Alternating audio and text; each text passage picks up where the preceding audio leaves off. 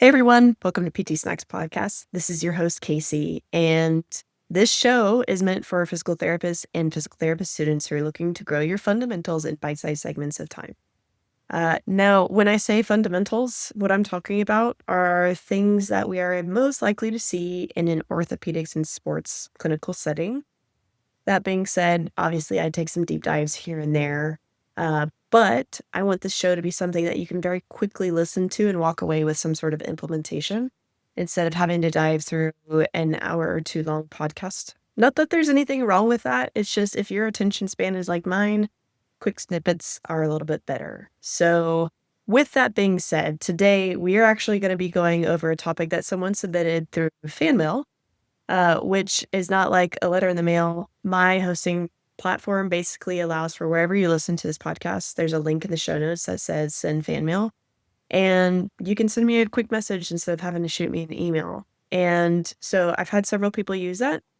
Please use that. If there's a topic that you want to learn more about or have me cover, I can't promise that everything will make it to the show, but I really do want to make sure that the things that we cover here are actually helpful to you, something that you can implement. And I've been doing this podcast for, I want to say 5 years now. So there are things that maybe I've done in the past, or maybe I need to revisit. Maybe I didn't explain to its full extent. So please use that. I also just love hearing from you guys. And so, with that being said, today we're going to be covering a question that was submitted by someone in Vermont on the difference between paratenonitis and tenosynovitis. So, this is going to build off of our last episode where we were talking about different tendon types that are more predisposed to injuries. So, it just makes sense for me to fit it here, basically. Before we dive in, though, if you've listened to the show and you're not already following, please get involved. And if you really like it, leave a review wherever you listen to it. It really does help the show grow. But for our topic today, what we need to do is define what we're even talking about. What's a paratenon? What does tenosynovitis happen to? And then we're going to talk about how to evaluate it. And then we're going to talk about the differences in treatment. There are different things. That's all we're covering today. So let's dive in. What is a paratenon? So essentially, this is just a loose connective tissue sheath that surrounds tendons that don't have a true synovial sheath. A good example of this would be your Achilles tendon. What this paratenon does is it surrounds it, and it also helps to deliver a lot of blood supply to that tendon. Whereas Tenosynovitis happens to tendons that have a true synovial lined sheath. So that is our number one on, is it a true synovial lined sheath, or is it a connective tissue that surrounds tendons that don't have a true synovial sheath? Those are very different. Paratenon, no synovial sheath. Tenosynovitis, that is in a tendon that has a synovial sheath. Okay. Now, we talked about the role of the paratenon. It helps bring blood supply to the tendon. Now, in our tendons that do have a synovial sheath, what this allows, what this function is for, is it basically, the synovial fluid is going to nourish the tendon and create a very low friction environment that helps the tendon to glide really smooth and reduce wear and tear from excessive friction. The fibrous sheath also provides anchor points for the tendon to prevent bowstringing. A lot of times we see these like in the fingers and in the hand, and it helps to anchor the tendon to the bony plane of the phalanges and the interphalangeal joints so that when we're flexing our tendon doesn't just pop out like a bowstring, right? So you can imagine if this area is inflamed, which is tenosynovitis. We know from the enditis that typically is talking about inflammation. If we have inflammation in a structure that is supposed to create a low friction environment and smooth gliding of the tendon, we could see how maybe that would probably work against the function of the tendon sheath and cause maybe some pain and swelling and potentially some contractures.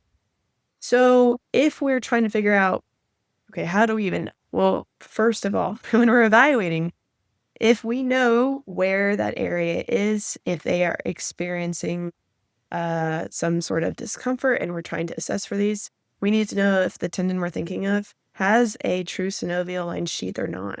If it doesn't, we're looking at paratenon. If it does, we're looking at Tenosynovitis. Now, the reasons why these can happen can be a little bit different between these two different tissues. So let's talk about the paratenon. This tissue can get aggravated kind of similar to how a tendon can with overuse, overload, lots of friction or repetitive strain. It can cause the membrane around to swell and then also even adhere to the tendon.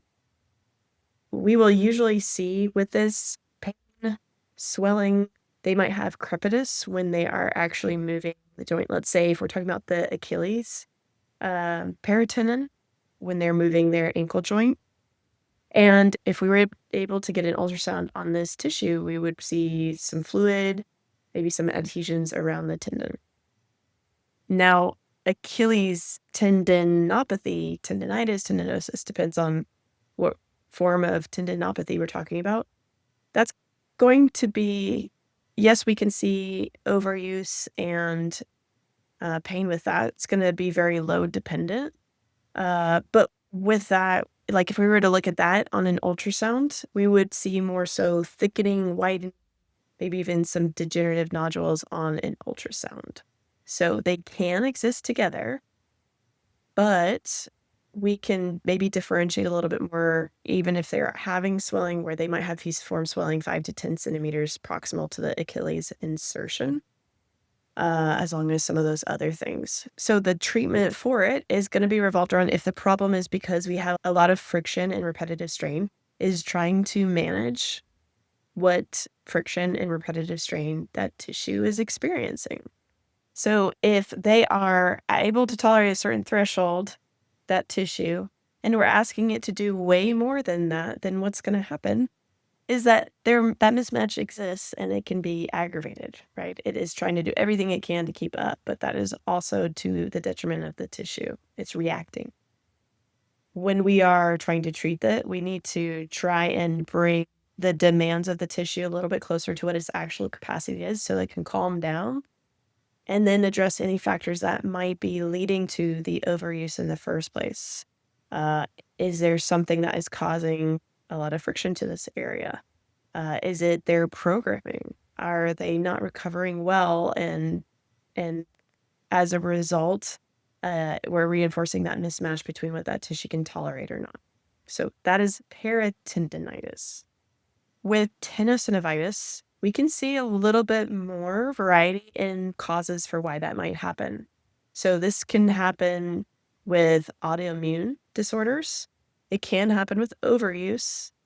It can also happen from infectious causes and idiopathic causes. So we have to treat it, understand what the underlying cause is. So for instance, if it's some sort of overuse, like let's talk about de Quervain's. A lot of times we will do for this is a corticosteroid injection to that tendon and then immobilize it temporarily so it can calm down, because we're seeing inflammation around the tendon sheath, so we're trying to decrease that inflammation. If it's from an infectious cause, we have to treat that for infection. If it's autoimmune, then we're trying to manage it in that way. So we have to take a step back at the bigger picture and see, why are they experiencing this, so that we can do the appropriate treatment for tenosynovitis. Okay? So that's big picture. We have to understand what these are. So for what you should understand by the end of this episode is, for the tendons that are in our body, which ones have a paratenon and which ones have a synovial sheath, and what do those structures do for those tendons? And then understanding, well, if this is what its normal is, let me understand what happens when it's abnormal, like what causes it to be irritated, so that I can fix the underlying issue.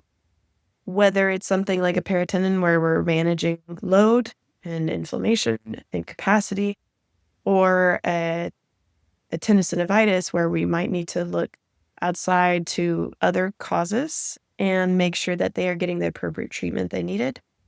Or if it's overuse, being able to look at that and see, how can we help keep that tendon sheath as happy as possible. So if you have any questions, feel free to reach out at PT Snacks Podcast or just click the fan mail button. I love hearing from you guys, especially any questions that you have. But beyond that, feel free to reach out for any questions that you have in the future. If you want to take deeper dives into a lot of these topics, there are several avenues that you can go. One is MedBridge, which is a continuing education platform where you just have a subscription and it allows you access to like thousands of CCU courses. Great for a lot of access to a lot of information, and you can narrow it down and filter it down to your specific setting and your specialty. Plus, get some CCUs in the process. You can learn from home. I've used it to help study for my OCS prep when I was studying for that. But you can do it on demand anywhere on the go. It's very helpful, and they've got a lot of other tools that are coming out too to help with cohort learning and stuff like that. Other things too as well. You might have noticed my shirt. If you're watching, you might have noticed my shirt. I actually own a continuing education company called Ignite Clinical Institute. And we really more so hone in on creating frameworks of differential diagnosis and treatment. So we've got a couple courses as well on tendon-related pain. We don't spend an elaborate amount of time on paratenon and tendon sheath, things like that.